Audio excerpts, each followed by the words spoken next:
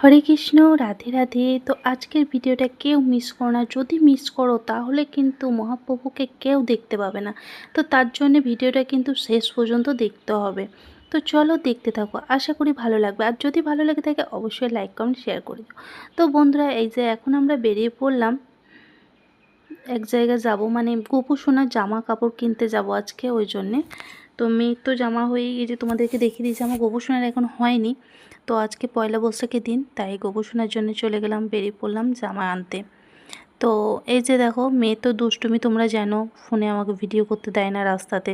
চারিদিকে ফোনটা নিয়ে লড়াঝড়া কত কিছু করছে, দেখতেই পাচ্ছ। তারপরে এই যে দেখো, রাস্তার উপরে চলে এলাম আমরা। রোডটাও তোমাদেরকে একটু দেখিয়ে দিচ্ছি, দেখে নাও। আমাদের মানে আমার বাড়ির কাছে রোডটা, বেশি দূর না। তারপরে এই যে চলে এলাম, দেখো এটা হচ্ছে আমাদের জগন্নাথ মন্দিরের গেট, সেটাই তোমাদেরকে দর্শন করে দিচ্ছি।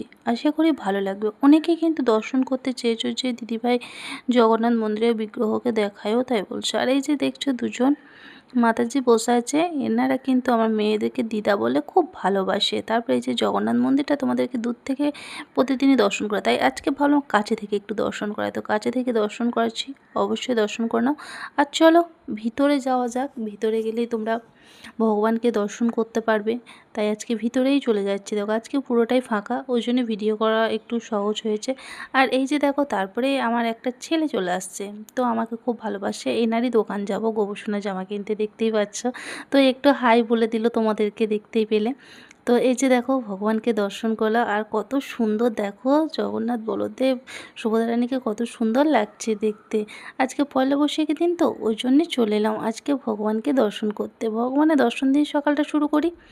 তারপরে এই যে দেখো, মন্দিরের পেছনে বিগ্রহগুলো তোমাদেরকে দেখিয়ে দিয়েছি। আর মন্দিরটাও তো তোমাদেরকে একটু দেখিয়ে দিয়েছি, বাড়ি থেকে দেখায়। তো বাড়ি থেকে তো অত ভালো করে দেখতে পাবো না, আর কতটা বড় তোমরা দেখে নাও মন্দিরটা। তারপরে এই যে দেখো, এটা আমাদের হচ্ছে লক্ষ্মী মাতা, বিমলা মাতা এটা, হ্যাঁ। তোমাদেরকে দর্শন করে দিলাম। তারপরে তোমাদেরকে দর্শন করে দেবো আমাদের বিমলা মাকে, মানে লক্ষ্মী মাতাকে দর্শন করে দিচ্ছি। দেখো দর্শন করলাম।